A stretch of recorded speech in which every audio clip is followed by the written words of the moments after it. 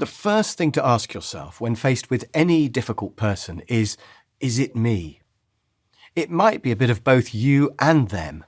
It might be mostly them, and it's just that you aren't very good at handling them. Or it might be mostly you, and you can't see it. I think most difficult people probably aren't aware that they're difficult. So it's always worth bearing in mind that you could be one of them, perhaps more than you think. So how can you find out if it's you? What difficult habits or behaviour patterns might you be guilty of? Well, I think one way to find out is to ask other people, just subtly. Maybe ask them what you could do differently to be even easier to work with, and then listen very carefully to the answer. If they say you could maybe sometimes take slightly longer to listen to them, then it probably means that you're a terrible listener. Ask the question about how you could be easier to work with and see what nuggets you can sniff out from the answer. This could have a huge effect on how successful you are in life, so it's important to do it and to do it well. Another clue that it might be you is if you have the same problem with more than one person.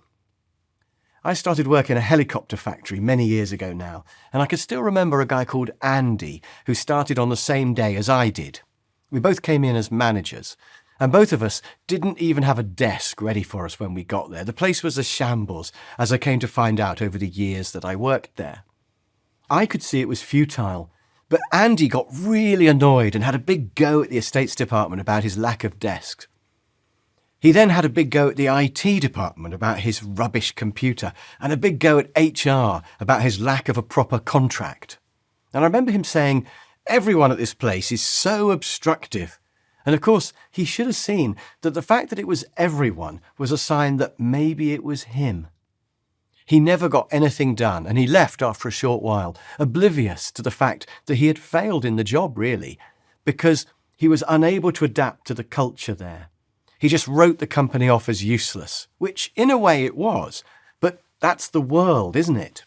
The game is to get what you want, or the best you can, from any situation, however difficult the people may appear. In a way, it's great to realise that it's you, not them, because it's much easier to change yourself than other people. All you have to do is work out how to work more effectively with the apparently difficult person. And of course, as I mentioned, it might be a bit of each. Maybe you can change your approach a bit and also get them to change a bit, so you can meet in the middle. For example, if you like to go fast and someone annoys you because they're so slow, maybe you can slow down a bit, but also get them to give you a shorter summary and less detail. Or maybe if someone is bad at explaining things, you just don't understand what they're on about most of the time, maybe you can get them to give a more structured account, certainly, but also change yourself a little and become a better listener. And becoming better with them could make you better with everyone else that you deal with as well. So that's the first thing to think about. Is it you?